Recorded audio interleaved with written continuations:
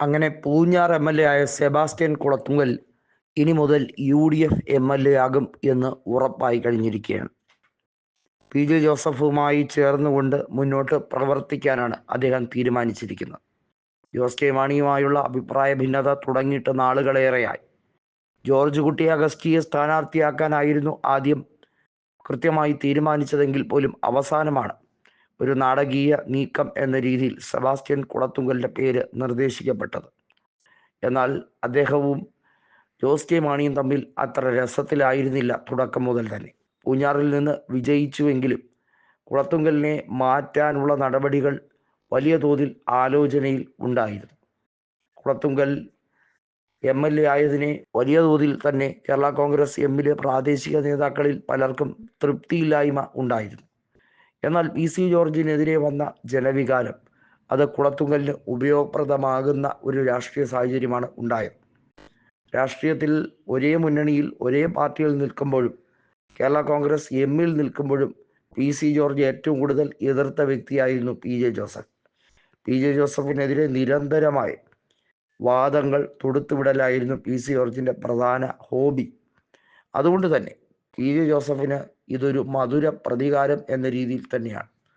അതായത് കേരള കോൺഗ്രസ് ജോസഫ് ഗ്രൂപ്പിലേക്ക് സെബാസ്റ്റ്യൻ കുളത്തുങ്കൽ എത്തുമ്പോൾ അദ്ദേഹത്തിനെ തന്നെ വീണ്ടും UDF സ്ഥാനാർത്ഥിയായി അവിടെ മത്സരിപ്പിക്കാൻ വേണ്ടിയുള്ള നീക്കമാണ് തുടങ്ങുന്നത്.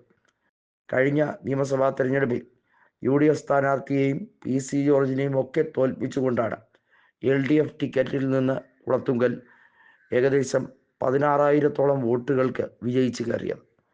PC ജോർജിനെ സംബന്ധിച്ചിടത്തോളം അത് വലിയ നഷ്ടം തന്നെയാണ്. കാരണം ഒരൊറ്റയാനെ പോലെ മതിച്ച് രസിച്ച് നടന്നിരുന്ന PC ജോർജ്, കാരണം കുടുംബവകയായി തലമുറകൾക്ക് കഴിക്കാനുള്ള ആസ്തിയും എല്ലാമുള്ള PC ജോർജിന് രാഷ്ട്രീയം എന്നത് ഒരു വിനോദം മാത്രമായിരുന്ന സാഹചര്യമാണ്. ആരെയും പച്ചത്തെറി വിളിക്കും, ആരെയും എന്ത് പുലഭ്യവും പറയും, ഒരു മര്യാദയും ഇല്ലാതെ വമിക്കുന്ന ദുർഗന്ധം പോലെയാണ് അദ്ദേഹത്തിൻ്റെ വാ തുറന്നാൽ ഏത് രീതിയിലും വൃത്തികേടുകൾ പറഞ്ഞു കൂട്ടുന്നത്. സരിതയെക്കുറിച്ച് PC ജോർജ് പറഞ്ഞത് ചക്കര പെണ്ണെ എന്നാണ് അവർ വിളിക്കുന്നത് എന്നാണ്.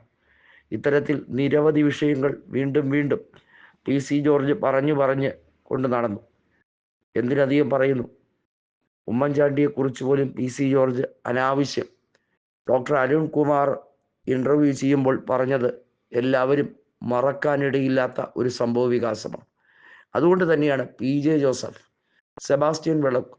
സെബാസ്റ്റ്യൻ കുളത്തുങ്കലിനെ തൻ്റെ പാർട്ടിയിലേക്ക് ക്ഷണിക്കുന്നത്. അത് പൂർണ്ണമായ മനസ്സോടെ അദ്ദേഹം അംഗീകരിക്കുന്ന രീതിയിലേക്ക് കാര്യങ്ങൾ എത്തിച്ചേർന്നിരിക്കുകയാണ്.